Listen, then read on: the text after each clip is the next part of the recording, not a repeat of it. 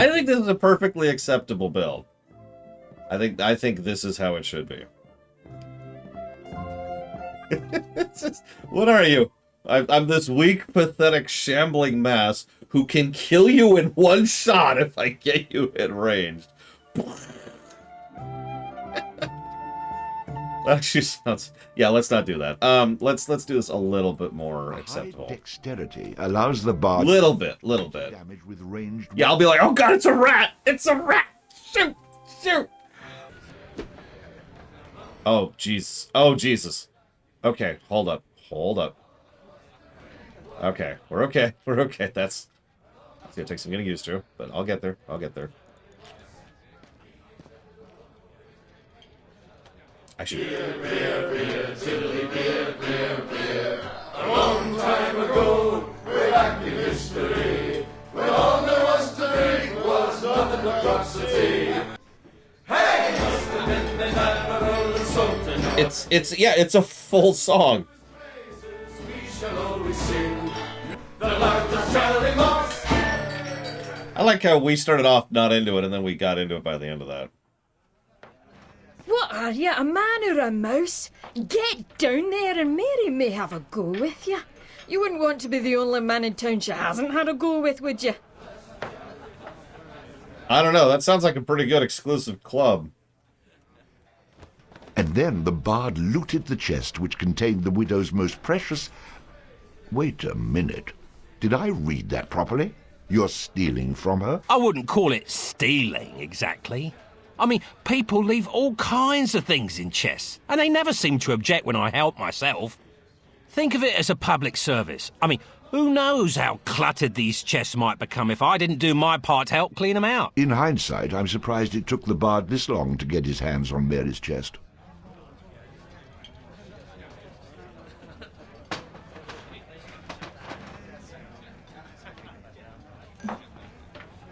Wow, okay. That's what we're doing here. That's our life.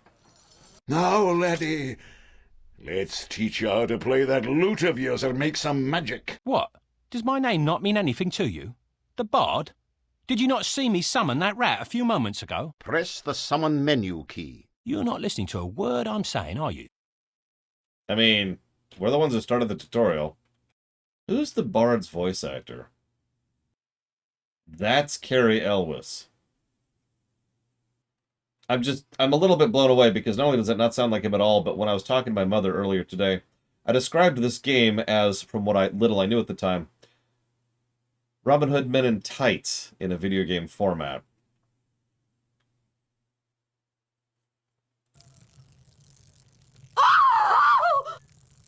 What? Can I help you? Well, I guess I'll rob you while I'm here.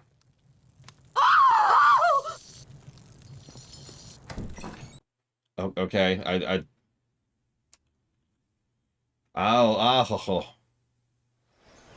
as they say. Pardon me.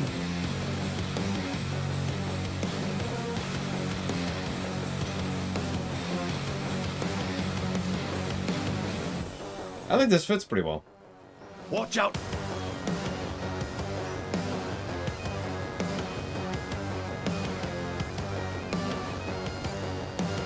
This is actually the theme song that's going through the spider's head.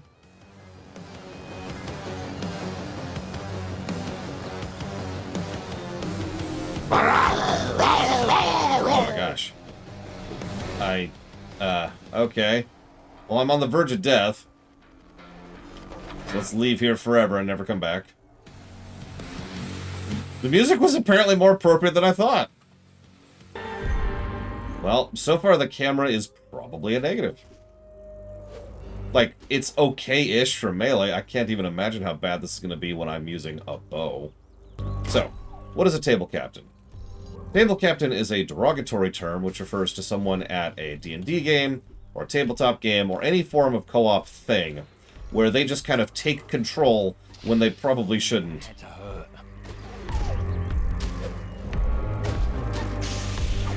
The one person who tells everyone else what to do and how to do it, and is a dick about it, essentially. Yeah, table captains do not belong, to be as blunt about that as I can. Now, I usually try to be a little bit tolerant because, as I mentioned, I used to have that problem too. So what I'll do nowadays is I'll point it out, you know, under the assumption that they're doing it on accident.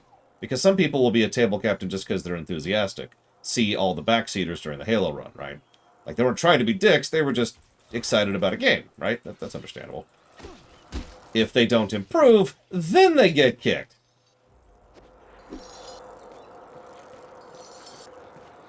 Why are wolves carrying picnic baskets? They're not bears. Everything, Oshunix. If jazz was erased from existence, and all those who practition it silenced forever, the world would be a better place. We would have world peace by now, if not for jazz music.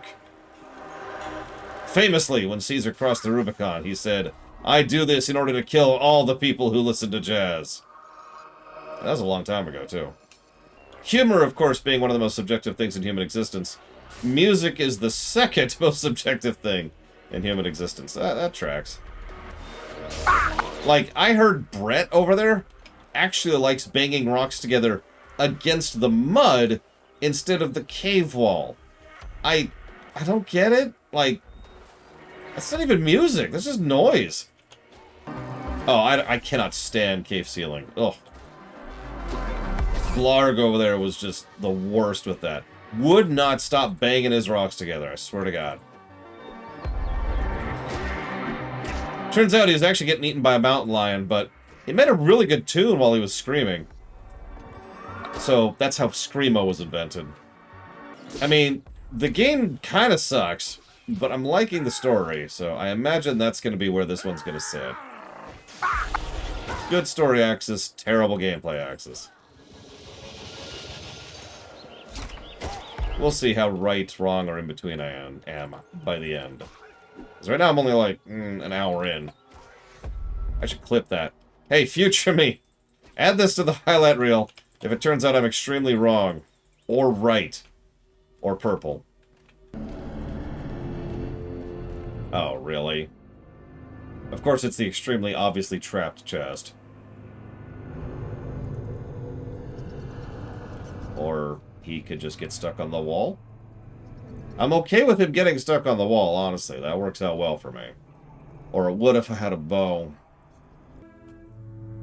You mean her? Yes, I just summoned her out of the ether. I can do that in real life too. I can just be like, and beautiful women just show up. It's weird. They usually have a crossbow too, which can get very awkward. Now keep your arms and legs inside the vessel at all times. You aren't pregnant, are you? No, of course you're not. The raging Chubnik River and surrounding Chubnik Valley contain over 1,000 types of flora and fauna. Let me point out a few. Oh, be careful as you disembark. And thank you for choosing Chubnik's Magical Waterway Transportation Service. We know that you have a choice in your waterway transportation services, and we value your patronage. That's it?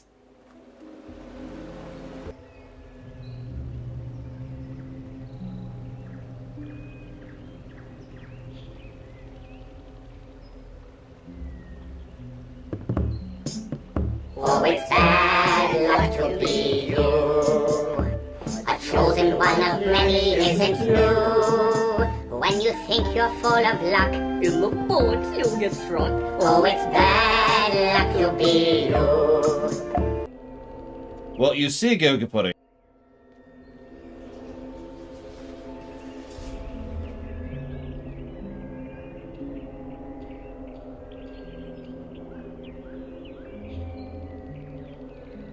I'm not sure why we do that to the poor shark, but whatever it is, that's why it's called that.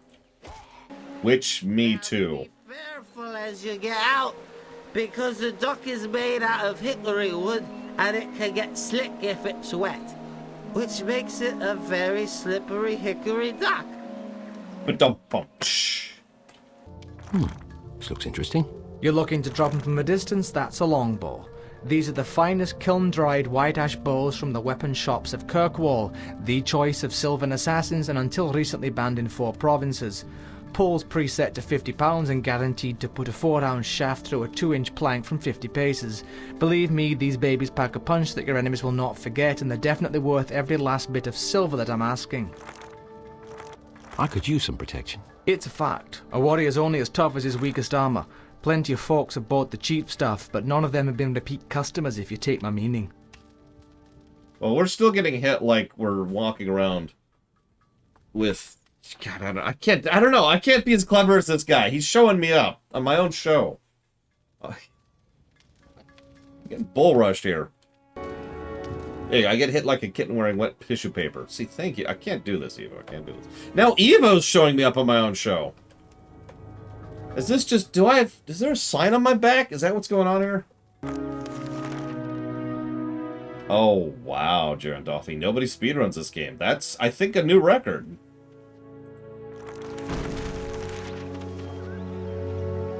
That's impressive. So, in a moment of déjà vu, the bard walked off to meet Bove. So, in a moment of déjà vu, the bard walked off to meet Bove. Very funny. Actually, that's probably one of the better jokes in the whole thing so far. Oh god, there's 3 Boves now. Oh god, what do I do? Which one do I shoot?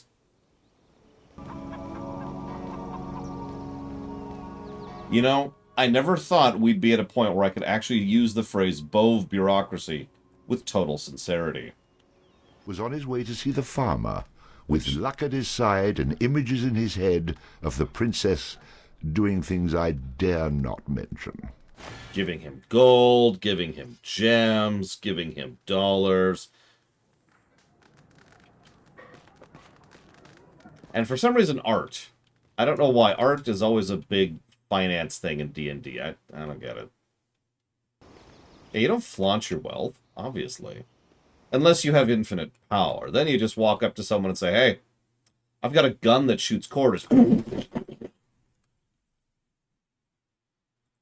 What's really funny is that gun is completely overpowered. So I want to show my evidence. I don't want to just say I don't like a game. Because obviously there's a lot of games I dislike that other people love. And that's life, and that's how things are, and that's cool. Because different preferences is an awesome part of human existence. But I do want to show my work a little bit. Because I don't just want to say, I hate Daggerfall. This is probably the easiest example to get across why I hate Daggerfall. This is a portion, probably less than half, of a particular dungeon in Daggerfall. Now, there are 3 huge issues with this. The first is the actual dungeon design does what I call samey dungeon design. Now, usually most games don't actually do samey dungeons on purpose. It's because they only have so much space, or they only have so much technology. It's usually a tech limit, right? So you see the same textures pasted over and over and over and over and over, and so every wall and every corridor looks the frickin' same. This is combined with problem number 2. This place is entirely too large and entirely too vertical, which then combines with problem number 3, good freaking luck with the map. Now, there's a lot of really great stuff about Daggerfall. The fact that you can actually, like, make choices that change how the story goes, that's awesome. The nature of how it actually is pretty dynamic with regards to the towns and the NPCs and the vendors, and there's all sorts of cool stuff you can do with the bank. You know, there's some cool role-play-y stuff there. But then you have to go into these dungeons. These terrible, terrible dungeons. Just... Oh, and that is why I have vetoed Daggerfall, pretty much in a nutshell. Like, to really, just one last thing here. Give me a second. Let me just replace that. So, what I just showed you was a sliver of a particularly bad dungeon. Let me try to show you a little bit more of a dungeon. I'm not even sure how much of this you're going to be able to see on stream, but this is a little bit more of a dungeon.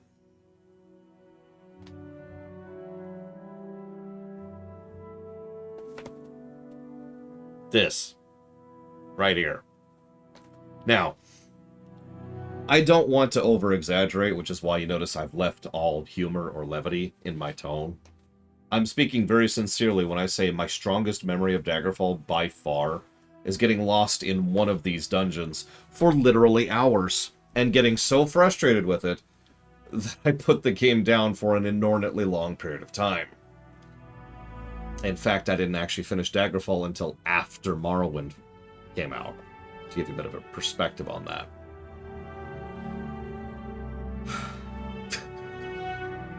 So, that's my reasoning. That's why I just walked away from Daggerfall and said, no, I'm good.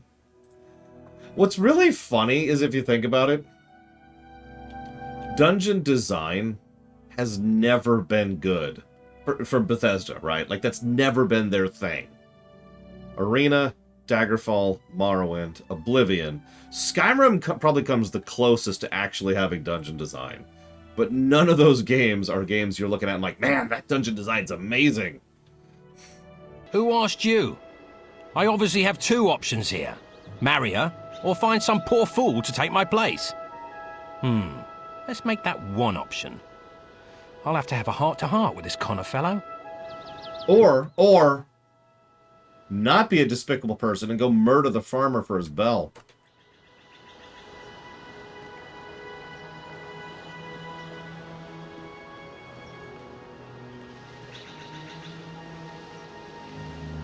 What, Giga? Fine, I'll marry the girl, then murder her father, get the bell, and go rescue the princess. Jesus. Making things so complicated, Giga. Enough out of you! Oh, okay. I mean, if you want to die, that's acceptable, I suppose. I do not think I've gotten enough murdering out in this thing.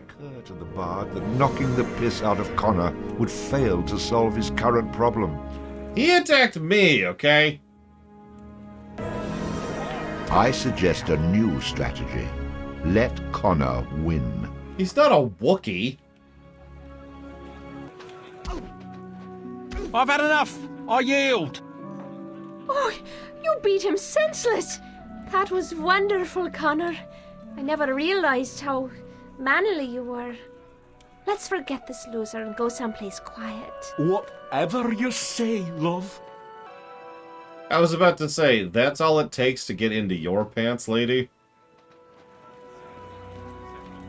I've heard of low standards, but this is ridiculous. Still a better love story than Twilight. It's a shame you learn so slowly. I hate teaching a lesson twice. You'll notice that you have a considerably larger class to teach. You are a fortuitous fellow to catch me off guard last time. This time, I've come properly prepared. You do appear more prepared, but I can still teach you a thing or two. Let the educational experience begin! Best battle cry ever.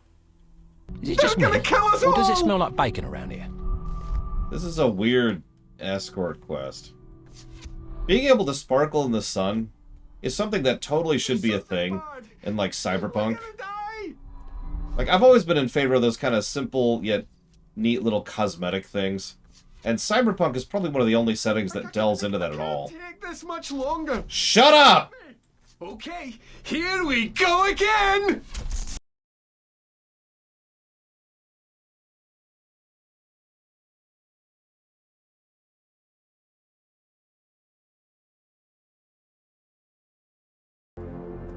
So for those of you joining us on YouTube, if you're wondering what just happened, every single time I Alt-Tab, which I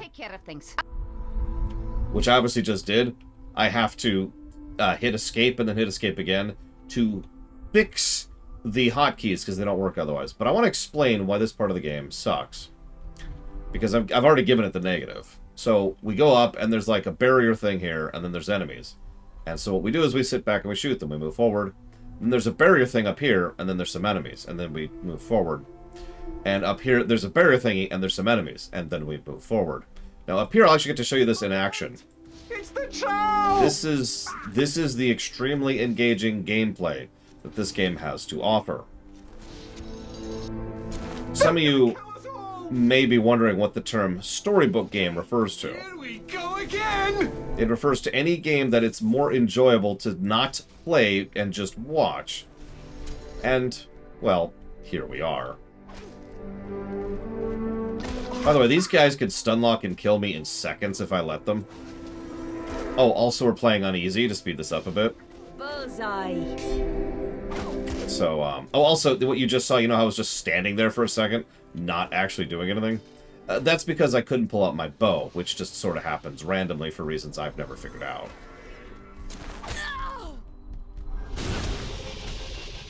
And that right there is the best summary I could ever give for the gameplay of this game. They're gonna kill us all! You know what's funny? I like several games that NXL has put out, including Wasteland 3. But, if you remember, we started... We're gonna die!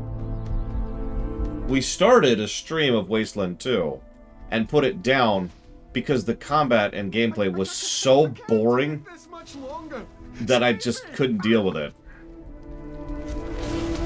Wasteland 2 came out after this.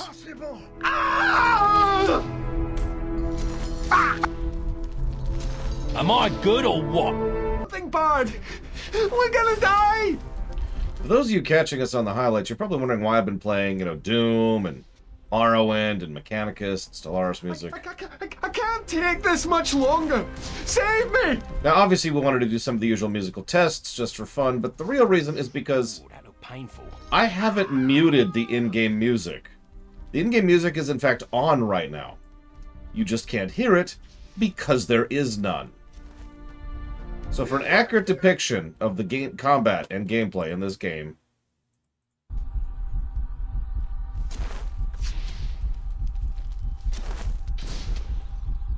Over here. Hold back. Attack. I'll take care of things. Yeehaw!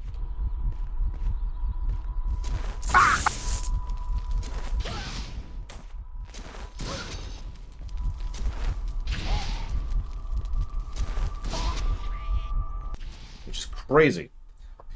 Sorry. I'm in a weird mood.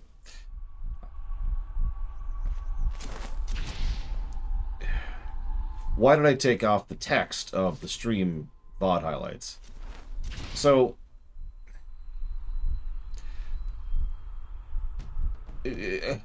something that was a discussion that was being had was whether or not we should be as specific as possible in a searchable format when it comes to the reviews.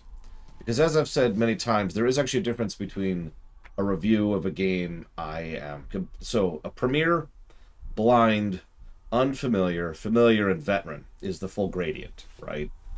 And that information, in my opinion, is valid and useful information for anybody determining the relative validity of the review score. Why? Well, because a game that just came out, a premiere, not only am I walking into it blind, but there's no information on it, right? So there's probably all kinds of stuff we don't know about under the hood that may or may not affect the review, and that's all gone because we don't know it's there. A blind run is something where I don't know much about it, but I can at least look stuff up or people can tell me about it, so I can be informed about things, which can then help me to review. Unfamiliar is something I at least know about, and therefore can speak to such matters. Familiar is something I know decently well, and of course veteran is something I know inside and out. And the idea here is the further along that gradient, the more accurate the review is, right?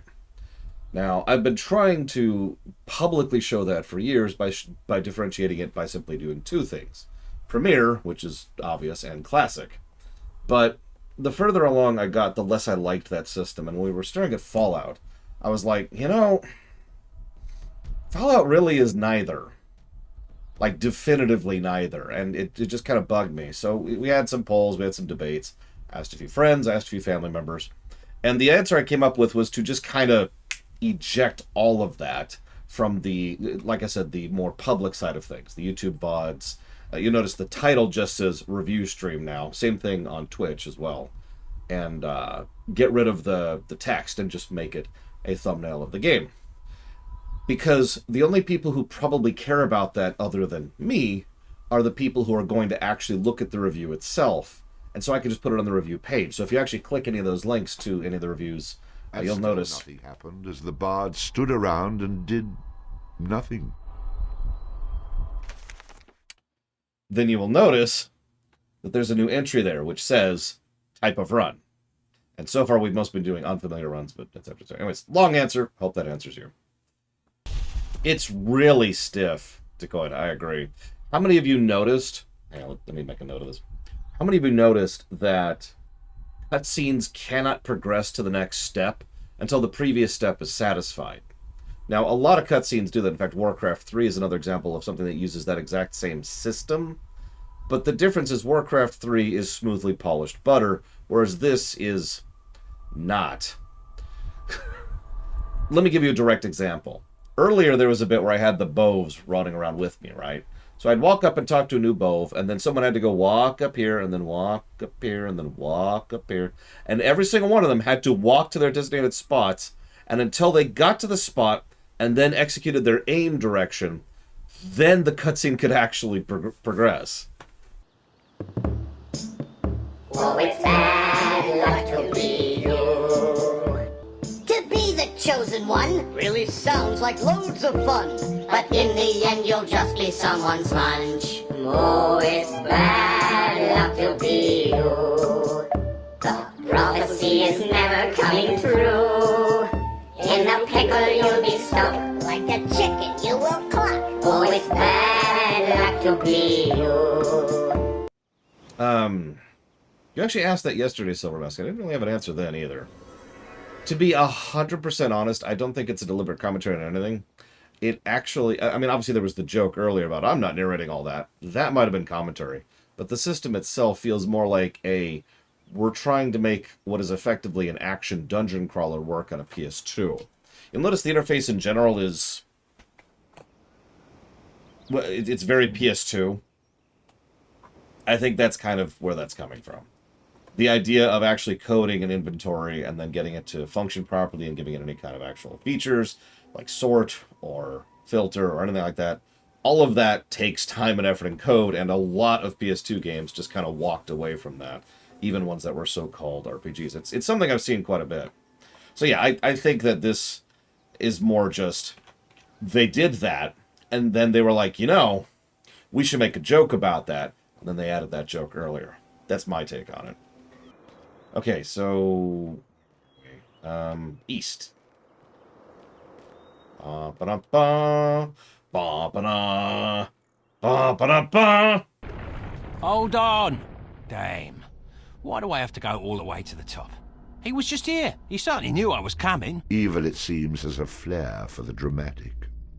That is the difference between a bad guy and a villain, because a villain has presentation. Traps! Right over here! I'm gonna let you die, dude. I just want you to know that. And it's because you won't shut your gob. And that's saying something coming from me. So I've never been a good exploiter. And I can give you a direct example of what I mean by that. So we finally picked up Grounded, and so we're doing our Grounded playthrough now. We did that last night. And it's been fun. I've been enjoying it. And we've set up a base in a new location. It's over by the Franken monster thing, if you remember where that is. But the relevant part is one of the players, one of my friends, has immediately figured out how to start exploiting the hell out of the game in ways that literally never occurred to me. Because my brain just doesn't think that way. It's one of the reasons why whenever I'm designing something, I usually run it by someone else to try and figure out any exploits and holes that need to be plugged. This, once again, this reminds me so much of Wasteland 2. Good writing? Yeah. Good moments? Yeah. A couple issues here and there, but overall, good stuff. And then, there's the gameplay, which is boring. Just really, really boring. Somebody asked me. It also unmaps the whole map because technically we're in a new dungeon. Thanks for that, game. Appreciate it. Somebody asked me, is there anything that's banned from my D&D table? So technically, yes, a lot of things are. But as I like to say, Rule 0 tends to cover all of that. Drow sprayed! So generally speaking, if you're at my D&D table and you're following Rule 0, we're fine. If you are not, then we have an issue. Well, you don't like the brown on green on gray? with bad lighting. I mean, I know I'm on an OLED, but...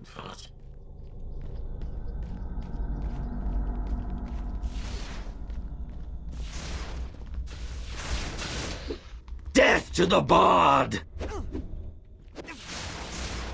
Victory!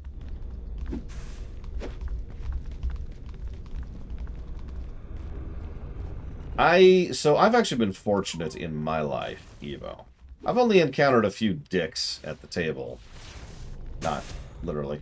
When it comes to D&D. But have I encountered those things? Absolutely. Been playing D&D since the 80s. So it is a thing, and it is something you just kind of have to learn to live with. And by live with, I mean deal with. At this point in my life, it's really, really simple and easy. It's like, oh, okay.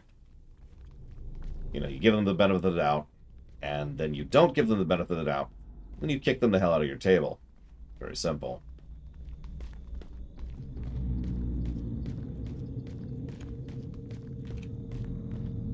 Having said that, there are a few things that I would consider to be specifically banned. Banned might be the wrong word, but generally speaking, I don't play with players anymore who do things like, for example, try way too hard to be edgy. How many of you have encountered the edgy tabletop player? There's a lot of brands of edgy, because Evo's like, edgy in what sense? The answer, of course, to your question is yes, because I've encountered all kinds.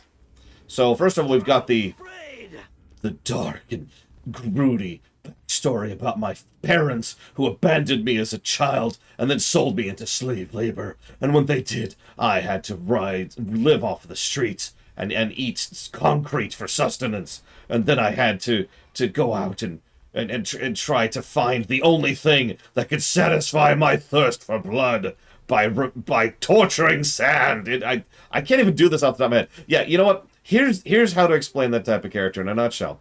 Darkness, da-na-na-na-na-na, no parents, da-na-na-na-na-na.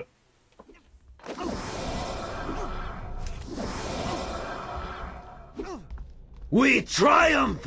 God damn it, game. Shoot the bow! So, that's the most vanilla form of edgy. Then you have the people who like to be, how do I put this as nicely as possible? Juvenile. Now, juvenile players tend to irritate me personally, for obvious reasons.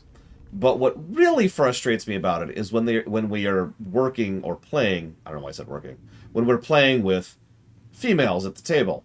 Now, you might say, oh, that never happens, in which case you're a moron. Because I think almost every D&D group I have ever been a part of has included at least one female. Again, going back to the 80s, it's really common. So, yeah, no. Being juvenile towards the female players of the group is not acceptable. Rules lawyers? Well, rules lawyers is violating Rule 0, Crazy Norse. So that's just kind of over there by that. But then there's the violators of Rule 1. So you're probably thinking, all right, what's Rule 1? Because we all know what Rule 0 is, because Rule 0 applies universally. But there is actually a Rule 1 of D&D, and that Rule 1 is GM's word is law. But Rule 2, which is the one I was actually thinking of, because I'm an idiot, is we're all here to have fun. Anybody who violates Rule 2 is causing problems. So rules lawyers tend to be irritating, but the one that pisses me off more is the takes this a little bit too seriously. Could you stop screaming for 5 seconds? I'm trying to talk here. What I mean by that is, I'm not trying to say you shouldn't take it seriously, quite the contrary. I actually rather enjoy it if my players are sufficiently into the game that they're with it, right? Like that they're excited about what's happening, or they're affected by moments. But there is such a thing as taking it too seriously, when you go too far to the extreme over here. And those people suck. So I told you I'd give you a specific example. Much better. Just pretend I put in some ear stoppers or whatever. I was playing Pathfinder specifically. This is actually at Gen Con. Some of you have probably heard this story before. And the GM was tired and strained and stressed and had a long day. So, me being me, I immediately picked up on this, kindred soul, and started kind of trying to joke with him and keep him in a good mood. And there's a lot of specific things. I was like, hey, you know, I'm going to carry my, what's your character name? Bob. And he just starts smiling, you know, stuff like that, right? And there was this bit where I was trying to finagle my way into a situation. I actually specifically got my character drunk in a way that made sense and furthered the campaign, I feel like pointing out. But the point is I was trying to add some levity to it for the sake of our GM, who was clearly beleaguered. We were literally his last group of the day. Then there's this other guy at the table whose character name was, and I'm going to make this up, Filtarian Teneretitayatavil Meritish Zandave, the 47th. And I think that's about as long as his name was, no exaggeration. He also was very insistent upon getting exactly the right amount of experience and items from the thing because he was going to take it to his next table. And this was like his 5th table of the day, and he was just kind of making the circuits. And he got legitimately angry at both the GM and me for joking around. And got to the point of actually blowing up at me at one point for not taking the game seriously. This is a good time to mention that the only person who actually figured out what was going on with regards to the plot of the module we're playing was me, and I was also the one who got us through the dilemma we were trying to do and successfully completed the quest, because I was both paying attention and taking it seriously. And thus we enter the extremes thing that we mentioned earlier. Now here's the funny thing. You know the next thing that pisses me off the most? The other extreme. The people who take it way too casually. I have another story for you. Still Gen Con, different year. D&D instead of Pathfinder. So, I'm there. So is my sister and her husband. And my niece, actually. And on the other and we're doing a random group with a gentleman and his 2 sons. You've probably heard this story too. Now, the gentleman and one of his sons, clear D&D geeks. Big into it. Like, they were just there to have fun. In a good way. Not too far. Not too extreme. So, this was before Out of the Abyss came out. It was actually one of the prologue campaigns that led into Out of the Abyss. And so we're like, hey, and they're like, hey, and there was just this, it was a pretty good time. Except if you're paying attention, I singled out the other son, who was on this side of the extreme, who was so not into it, and so actively not giving a crap, that he was bringing the entire table down. To give you a specific example, at one point during the combat, he decided to attack my sister's character. No reason, of course, and in fact, when she turned to him and said, "Are you seriously attacking me?" his response was, I guess.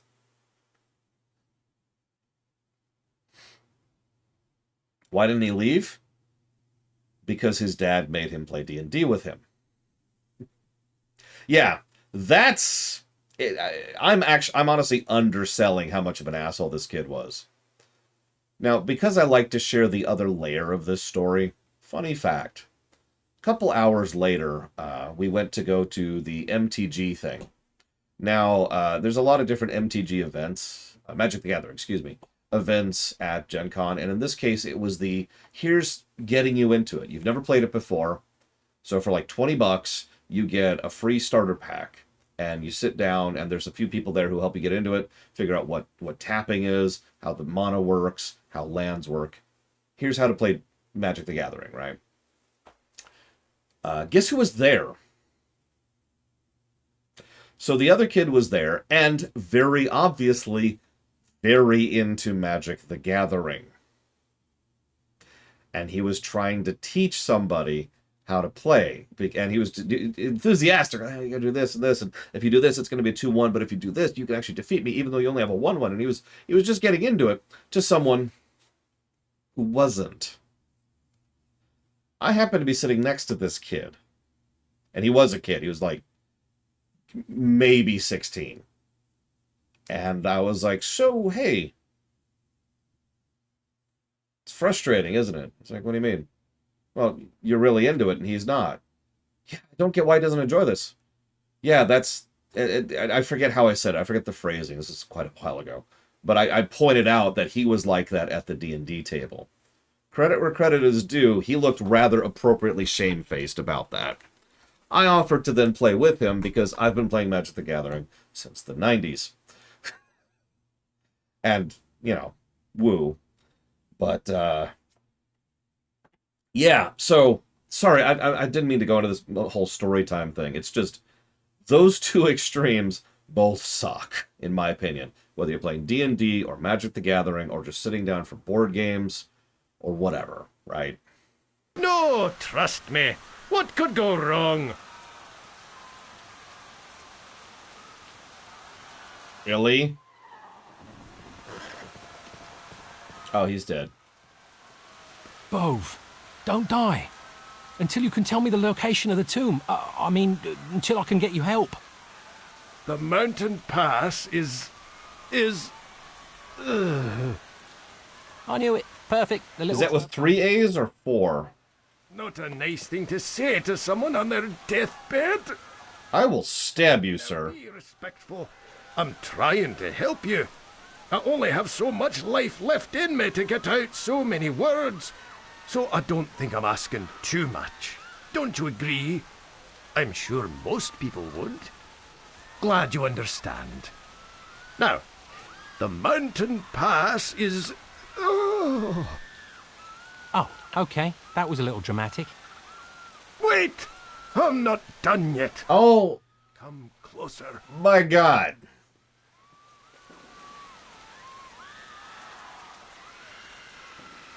Got it.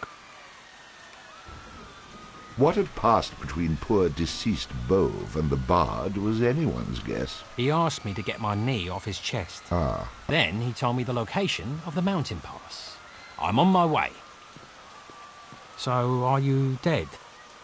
Almost. Okay, good luck with that. The bard headed to the mountain pass, leaving Bove to die a slow, painful death. Who's gonna notice one less Bove? Why does the camera keep resetting? The stronger the bard is, the more damage he can inflict with melee weapons. I agree, Flaghand. I have never played a game by the... I think it's because I'm here. That's why they're screaming. I feel happy. I feel happy. The stronger the bard... Let's do some more melee damage, shall we?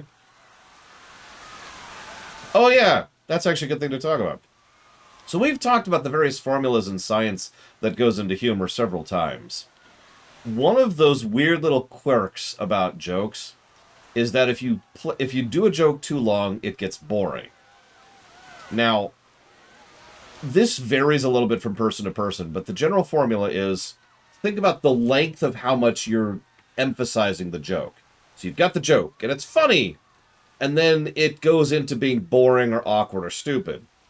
But then if you keep doing it, the joke itself stops becoming the joke. Like, once you keep going a little bit further, the joke becomes how far you're doing it, and it's actually evolved into a new joke, live in front of your eyes. And so that then becomes the joke, is how much it's repeating it. Now, this process can then repeat up here, if you think about it, because then it once again will be funny, and then it could stop being funny again. So there's like ranges here of, there's funny and there's not funny. You need to think about doing it in such a manner. That's not what I mean, though, here. When I say repeating the joke, I mean hammering the joke in, retelling the joke, dragging the joke out. It's all about the time. It's all about the timing and how much screen time is spent on said joke. Sorry, what? That's strange. Hi, Cord. It's okay. I'm pretty sure Darth Cord is going to silence all this screaming very soon.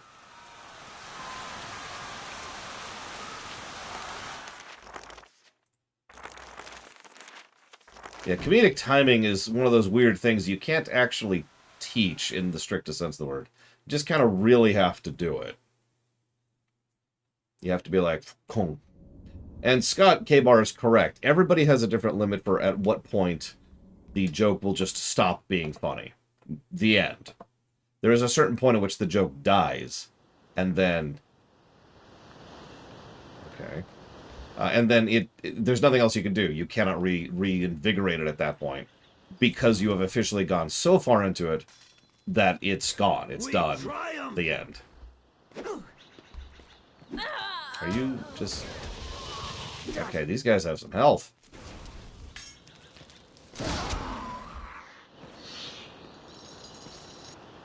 Anyways, the narrator is Tony J. The amazing and the wonderful.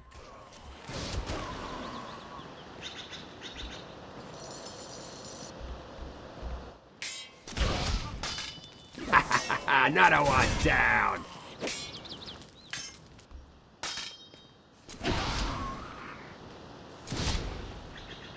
The wheel turns. That's the song goes. Physical comedy is interesting because physical comedy, a lot of people say, is cheap, but actually that's extremely untrue. There is such a thing as broad comedy, which often tends to lean towards physical comedy. But physical comedy has as much nuance and subtlety and detail to it as any other form.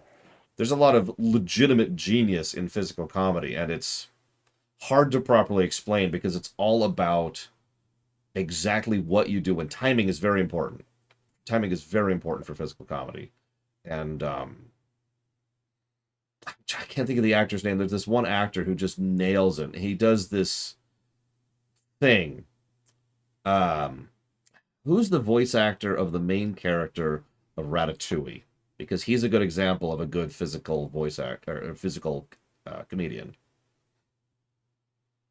Three Stooges is probably the Tolkien of physical comedy. They actually put a lot... They pretty much pioneered a lot of what we think of as physical comedy nowadays. What am I summoning? I'm summoning it. Ready to scrap. I can't think of his name. Is it Patton Oswalt? I don't know. I don't know names because I'm terrible and stupid. But there is... But you owe me a fortune for this. There's a lot of flow to physical comedy, too. Because you want to hit a very specific brand of simultaneously looking like you're terrible, but you're not. You're actually in total control of everything that's happening. And so there needs to be a smoothness of it, as opposed to if you actually were stumbling or terrible or hurting yourself or whatever, in which case you just look awkward. Like there would be a stiltedness to it. So you have to kind of like, oh god, you know, there's a whole flow to it. It's you know it if you see it. If you've seen any kind of proper physical comedy, you know exactly what I'm talking about. We were just talking about comedy a lot today. I don't know why. I agree with that, Blade Taval. And physical comedy once again falls prey to the "it's possible to run the joke into the ground" rule. Let me use a very specific example again. Even though this is actually animated, it still qualifies. The Simpsons. Now, hear me out. There's a bit where Sideshow Bob walks into a rake. Death to the bar! And then it gives this little shuddering sound. Then he walks to another rake. Gives a bit of a shuddering sound. The joke that started this discussion was terrible. Hang on. Let me finish my thought here for a second. So that particular gag is a perfect example of how to move past... So initial joke time, then it starts to get weird, and then it goes just long enough to get back into being a good joke again. And that is, you'll notice, the moment they cut it off. In fact, I'm pretty sure Family Guy was aping Simpsons when they picked up on the overly long repeated gag thing. The difference, of course, being that Family Guy has no idea when to stop the joke. Family Guy usually kills their jokes. And I mean just straight up murders their own humor, because they're like, nah, just keep going with it. Just keep running it into the ground. So the joke in question was, oh my god, he's dead. And he couldn't even tell me it is. Oh, whatever. And then he's like, oh, hey. No, he's actually alive. And then he's going to be overly verbose. So this is technically our second joke. Kind of squeezed in there. And then, no, he forgot to say it. Okay, whatever. And then we said, well, that sucks. And then he's like, hey, you're not supposed to talk ill of me. And it's like, that's the exact moment at which it goes from being the joke about him being dead and not being able to spit it out to the joke being about the fact that he just keeps getting back up and down and up and down and up and down. And you'll notice that they don't push the joke too much further past that point.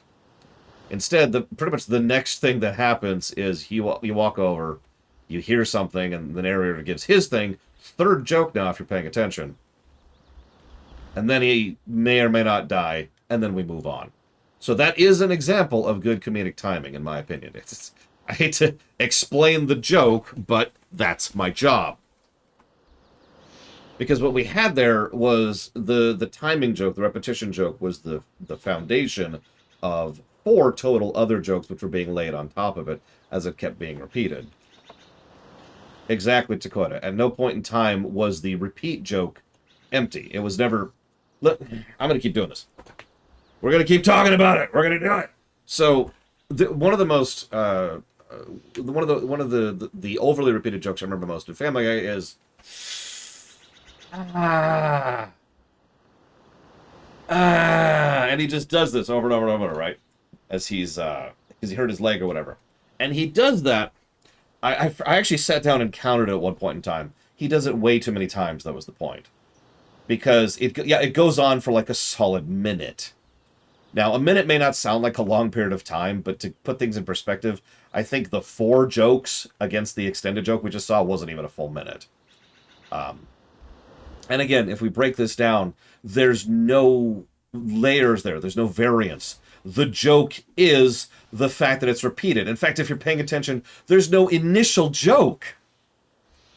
Because remember when I was talking about this format, the idea is you start off with the joke, and then you repeat it, and then the fact that you're repeating it becomes the joke. But if you're paying attention, that means there are 2 jokes there, right? 2 different, separate elements of humor. The initial joke and the repetition. I'm sorry for talking so stupidly, but this needs to be emphasized because what Family Guy tends to do is to not have an initial joke at all. There is no initial joke. Instead, it's just the repetition and just him doing this over and over and over again. So it takes too long. It doesn't have the initial foundation, and they don't add any additional layers to it. Now, Family Guy has been funny before. I'm not trying to say they aren't. It's just that exact joke is very endemic of the type of humor Family Guy likes to do. The other type of... There's 3 types... There's 3 archetypes of jokes in Family Guy. There's the repetition, for the sake of itself. There's references. And then there's random segues. And the random segue thing is so prolific that South Park even made fun of it. Ironically, the third thing is probably where some of their actual funniest stuff is. Because the segue thing, what they do is, and this is true, you can look at interviews, they'll sit down and they'll come up with funny scenarios or funny bits, and then they'll write out and sketch out those, and then they'll pepper them throughout whatever the episode actually is. And in many cases, there's no real logical connection. It's just, you're walking through and it's like, boy, that reminds me of the time that I was secretly a spider and was being eaten by a slug, and then it just cuts over to the bit, and it's just... And then it cuts back to them talking about bingo or whatever. Yeah, I was going to say, if you're probably familiar with the random... the completely random... jumping off into a completely off-topic non sequitur thing, because you've probably heard of Monty Python. Like, Monty Python was the king of non sequitur humor for years. Arguably still is. That's obviously up for debate. So now I need to... Oh, God, there's so many encounters! Look at all these! Look at all these! Oh, my God. Okay, hang on. Let's just go up here. Okay, I think we made it. Sheesh! Sword! Remembering the curse of the trow, the bard strode forward to draw the sword from its icy abode.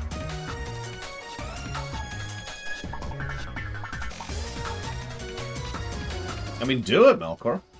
Speedrunning's fun. I think speedrunning's fun.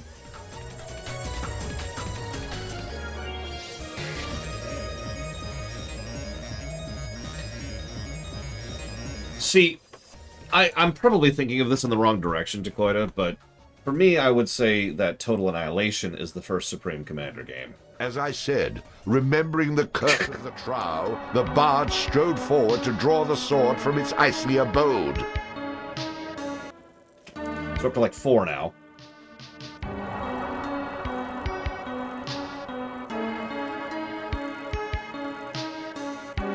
Behold the fabled sword Khazgir freed from centuries of imprisonment in the ice by the hand of our brave hero. Ah, my favorite part of our tale.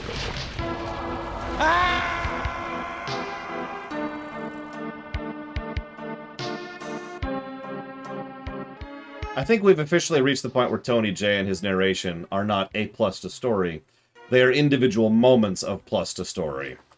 Oh, Jesus, getting stuck on terrain. One of my favorite things to do. So nice tight corridors in fights with enemies that are primarily melee focused and can stun lock you. I don't know what else to add to that.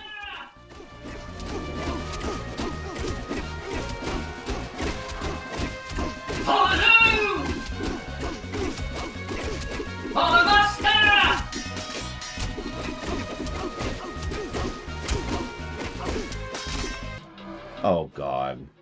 You know something that I personally have a huge pet peeve with in the office? Or in any official function? When people, while talking during the conference or the meeting, use a tone of voice that would be best described as someone who recently took entirely too much Ritalin and does not know how to intone or do any kind of pacing in anything that they are saying, which tends to make things really difficult to properly pay attention to. I mean, I've encountered people who actually know how to talk like a human being in the office space, but it's so common and I hate it. It's not even the L-Core thing. Because if you pay attention, L-Cores have a very particular cadence and tempo to their speech, which helps to make it so they aren't actually boring to listen to. By contrast, the people I'm talking about pretty much do the exact opposite of that. And again, it makes it legitimately hard to pay attention to anything they're saying because they're talking so badly.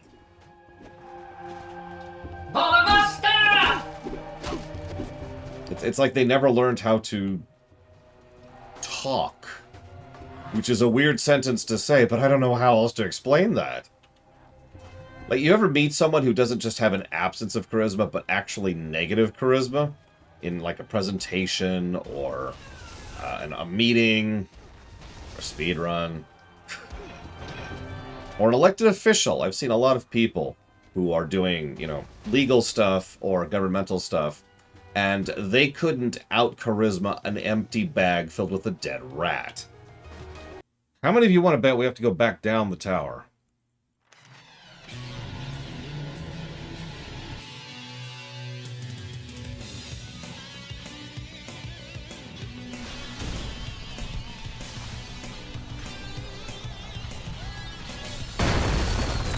So Blade Travel says, most highlight videos aren't going to be 2 hours long. Right? Right? Oh God, Lord, please tell me they're not going to be 2 hours long. They'll be 5 hours long, Blade Travel.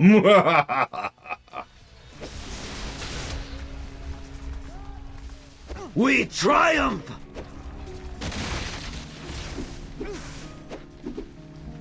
Drow sprayed! Yeah, that knockback which can hit you even if you're literally out of line of sight of it. We triumph! So many levels of bullcrap. This is just...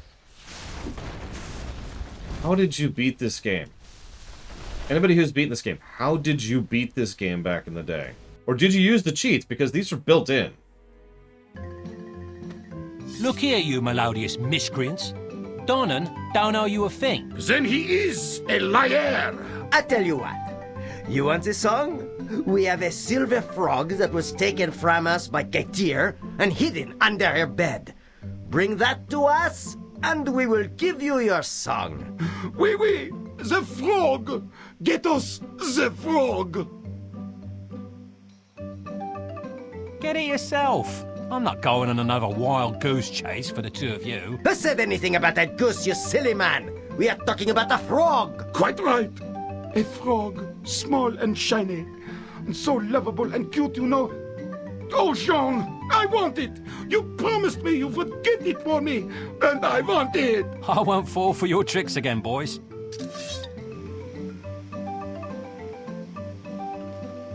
Okay.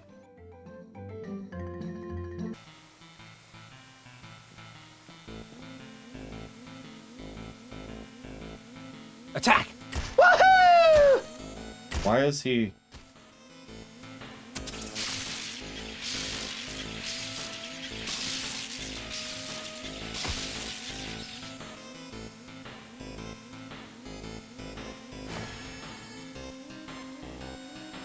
Okay, not that I'm complaining, but why did he murder these two people?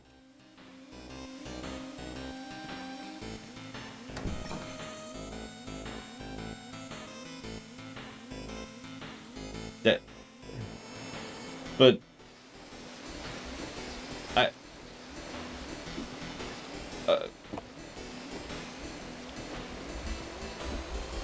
mean, that was 5,000 experience. That is not a shabby amount of experience. Valvagix is like, yes, kill him, my minion. And then kill his brother, while his other brother has to watch! And that's what Valvagix sounds like in real life, which I can say canonically, because she refuses to get a mic and do any work in the theater. So, that's now her voice, henceforth. He's a chain smoker! Who's from, like, Boston or something, I don't know. I don't know what accent that is, really. He's over here. Bar. I mean bar. Gotta go to the bar. Now Django. By contrast, Django Town's a little bit like this. Which I don't blame him for. But it's really disorienting to hear this kind of a noise coming out of a tank.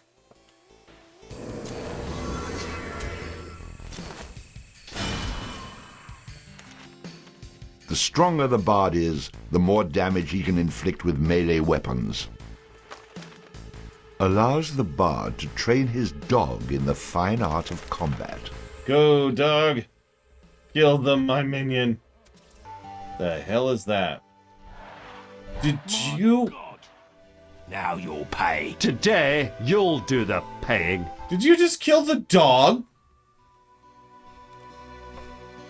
I just took the talent to use the... Ah! Literally! Like 30 seconds ago. Oh, laddie! You borrow your pulse still I give you. Oh, lad! Come again?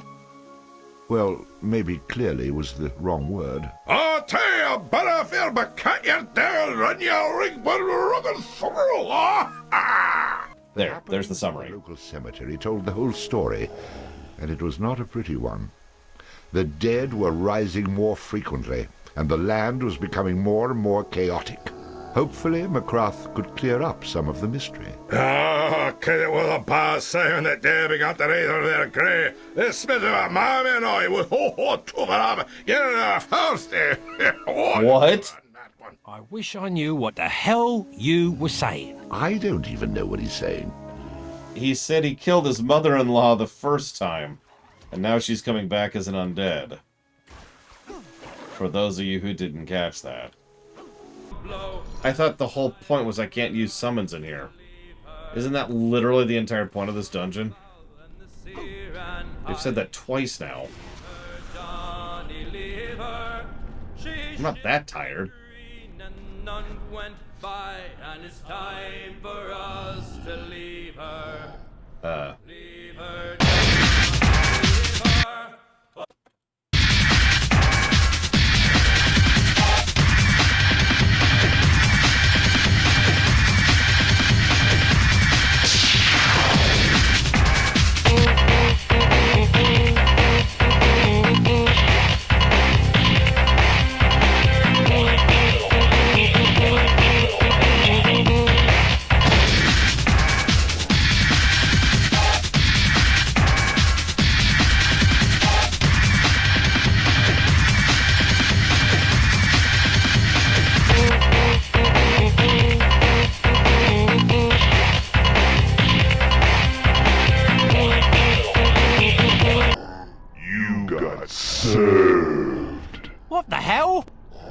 Who spiked my drink? Walkthroughitis is a terrible, terrible disease that infects 1 out of 3 games in the modern era, and was really bad back in the aughts. It's a disease that enforces not having the information necessary in-game and effectively mandating either blindly wandering around until you stumble into the solution, or, more likely, looking up a walkthrough. No, Myst wasn't particularly bad, Moon Logic. Now, you want to talk about Moon Logic? Hang on. I want you to imagine that you're an everyday person in normal, everyday life, okay? Now, there's an electrified subway track, okay? So you're just hanging out waiting for the subway. However, for absolutely no reason whatsoever, you need to loot something that's on the track, okay? So, how do you loot the track? Well, what you have to do is you have to go back to your apartment, several screens back, and fiddle with a machine, which controls the water pressure. You screw with it several times, and after you do that, you steal the clamp. Once you have the clamp, which is holding down the link, you use a gold ring your dad gave you on your 16th birthday to conduct the electricity through the wire into the corner, which powers up the device to loosen the clamp. Then you go to your room in your apartment, glance out the window, and you see a rubber duck for some reason. If you drop some breadcrumbs, which you happen to have, on the rubber duck, it attracts a seagull who punctures the duck as he eats it. Now the damaged duck, which is no longer inflated, floats away, and you stuff the clothesline in your pocket. So you have to now track down the duck, re-inflate it with your mouth. Keep in mind you found it in a sewer. And now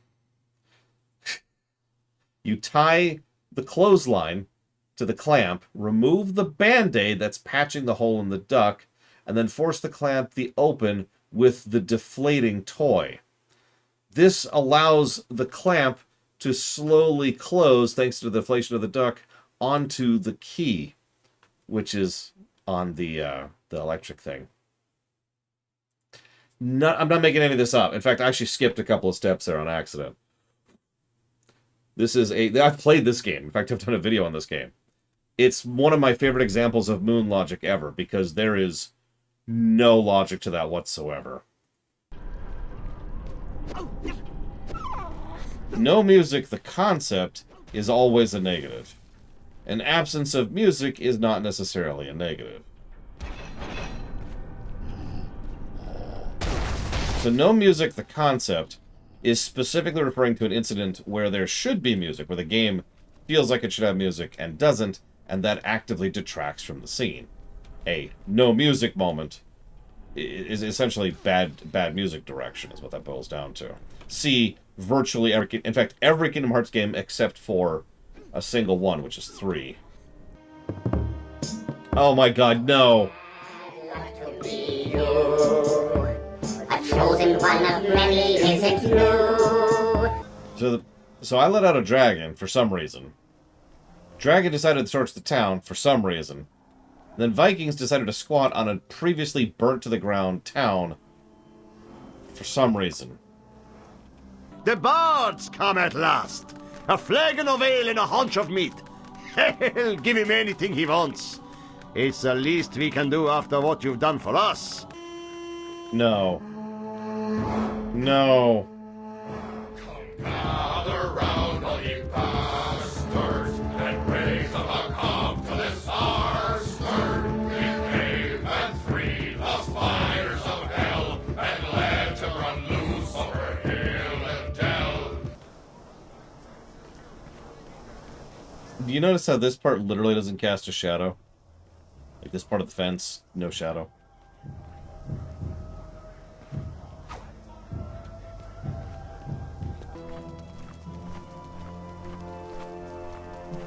So, I let you roam my city and you repay me by freeing my hostages. Vengeance! What happened to give him whatever he wants? Praise Woden! It's your words, buddy.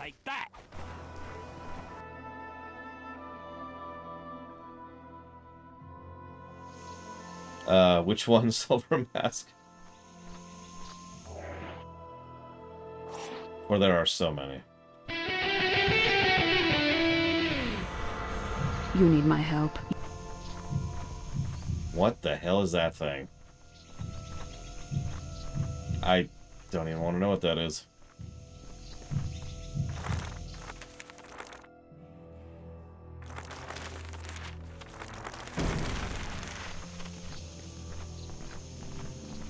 And bravely did our bard return to familiar Finnstown. Oi, you! Open the gates. Haven't you done enough damage already? I saved you from the Vikings, old fool. Saved us? You loosed a dragon on us. For the last time. Alright, look. Maybe once, a long time ago, I might have broken a seal on this gate and this hellish dragon got loose. But I swear, I didn't know there was a dragon inside. And even if I did, I never saw him. Aha! You admit it! It was you! Maybe. Now, are you going to let me in or not? Not! And bravely did our bard retreat from familiar Finnstown, never to return. Thankfully. The end, I guess. You know, game. Infinitely respawning swarms of enemies during an escort quest is not game design. Ah! Another victory for me! Pro tip for aspiring game designers out there. Come on, Granny. Bust those bunions, would ya? Hildy, come this way. I swear to God! This way, brother.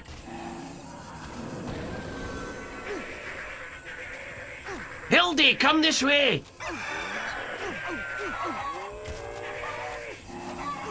This way, brother.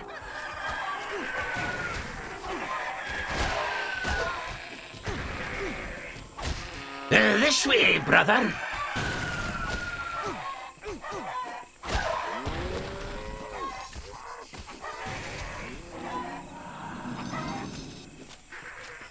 This way, brother.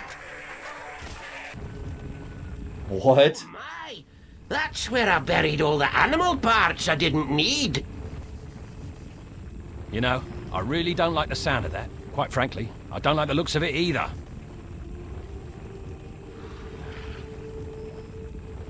What the crap is that?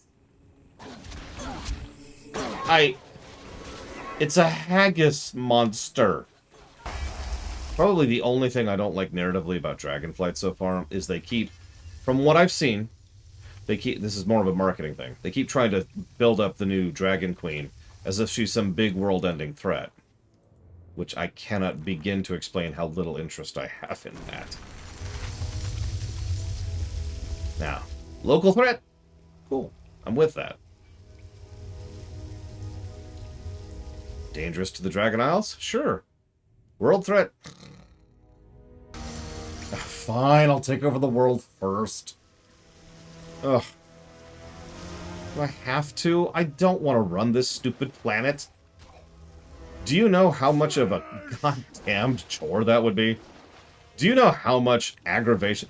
There are... Okay, slightly polemic topic, but I swear it's relevant.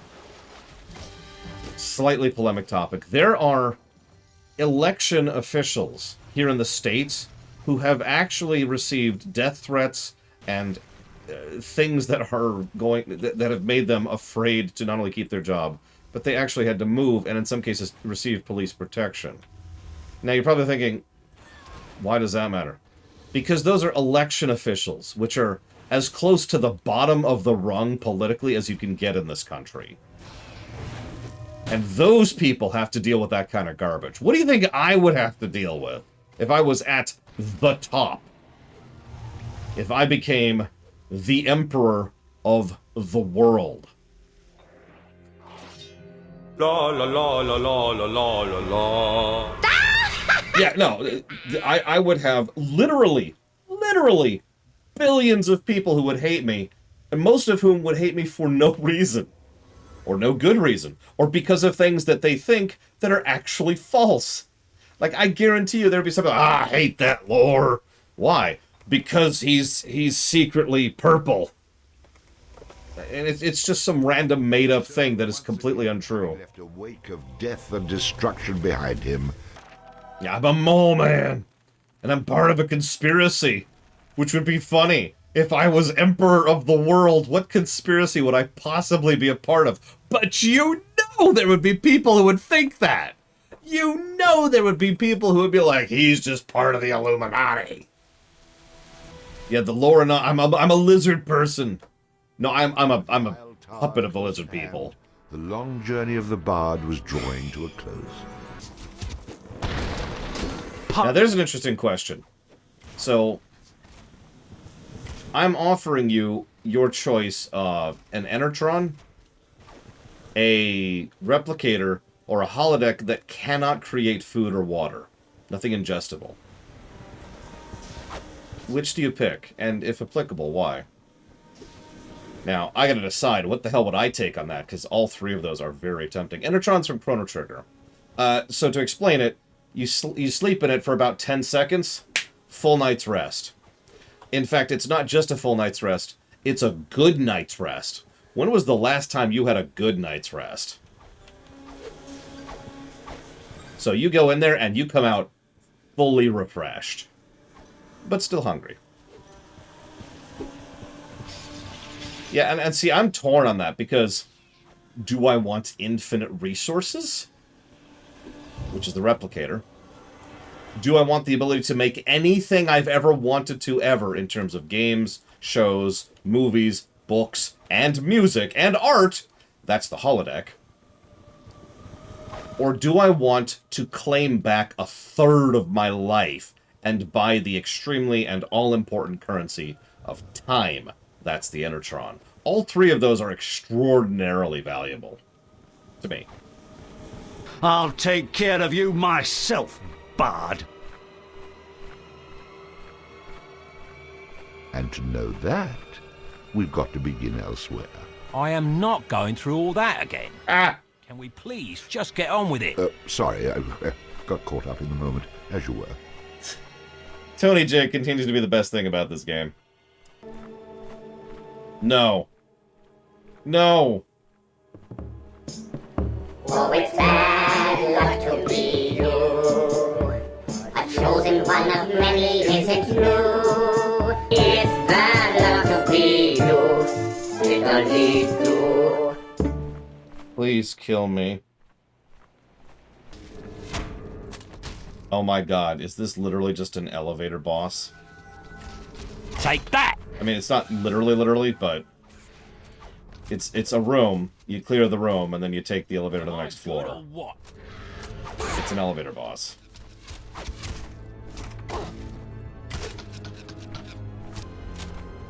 It's possible it might go into positive. We do have several outstanding story positives I'm still chewing on, which I could probably line up right now if I really wanted to. I don't think she's played any of these games. Screw it. Let's reach for the summit.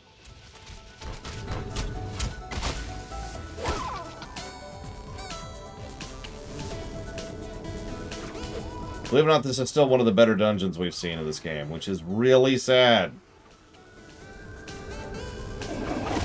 Especially since this is probably the most rushed dungeon I've seen in this game. Like, this probably took them an afternoon to put together.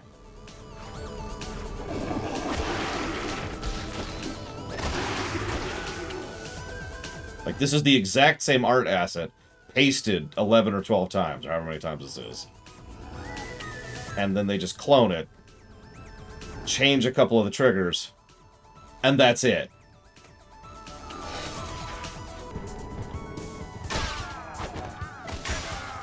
That's fair, Von Falkenstein. Game development does take some time, after all. So, fine.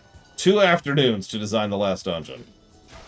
That's, honestly, almost more pathetic than 1 afternoon.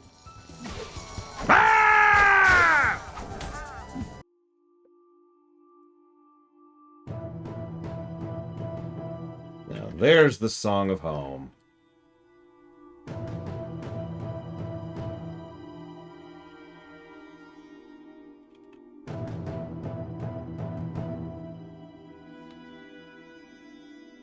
I've been fighting this evil to set the princess free so she can send you and all of your demonic little friends back to hell where you came from. A place she's very familiar with, since that is where she's from. She's the ruler of these fiends you speak of. Lorsha. The very bowels of hell itself. Lorsha. There's not even anything you can do to change my mind. Not even a kiss? What? You know, a kiss. A simple kiss. It is the only way I can show you how I truly feel. Oh, well, Be careful, Bard. what the hell? I've come all this way. I mean, a kiss never killed anyone, right? What is this nonsense? Oh, Jesus. Oh, God. The enemy is red on a sea of red, with a red background and a red foreground.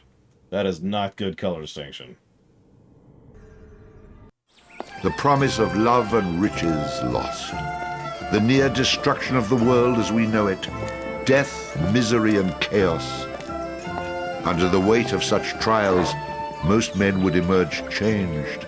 Some for the better, and some for the worse. But for the Bard, things ended the same way they began. Well, my friend, we're back in business.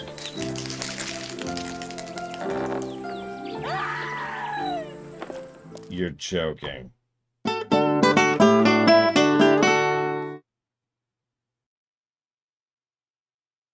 Okay.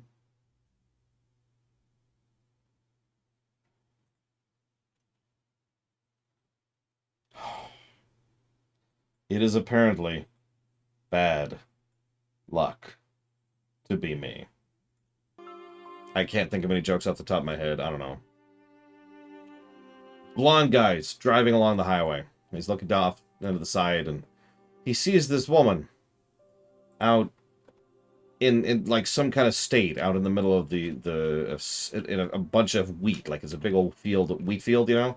He's really confused because he can't actually figure out what he's looking at. So he drives up to the side of the road, kind of gets out, looks and peers, and he sees that she's actually in a rowboat rowing in the middle of the wheat field, and he shouts, "What are you doing?" She shouts back, "I'm rowing through this sea of hay." He just rolls his eyes like, "Oh my God. You are so stupid. You know, blondes like you give the rest of us a bad name." She just brushes him off. So naturally, he starts to get a little bit pissed. He said, "Why, if I knew how to swim, I'd come out there and beat the crap out of you."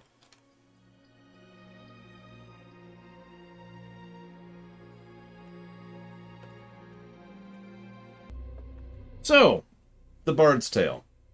This game reminds me so much of Wasteland 2. It's got some quirky humor and some good writing and some decent dialogue and generally good stuff in quite a few features and ways on the story axis. I know it was only a +6 to story net, but there's still quite a bit of that being eaten up by humor and the wonderful voice acting by some of the voice actors involved. The gameplay is a long, horrifically boring slog.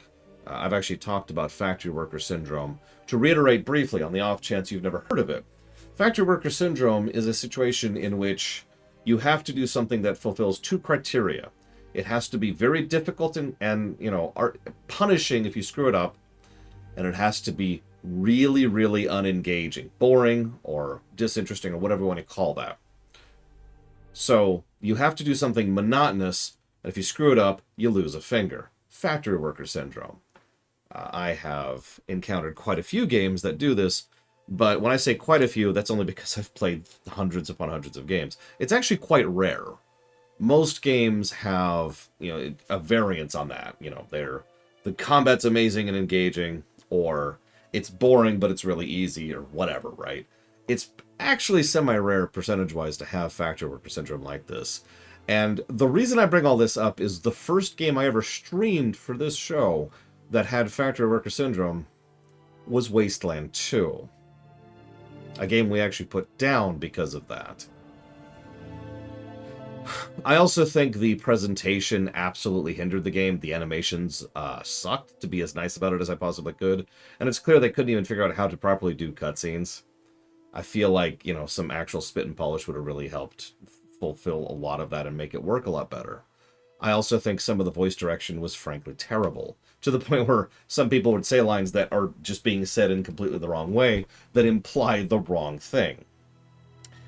However, I do still think it's definitely a net positive story.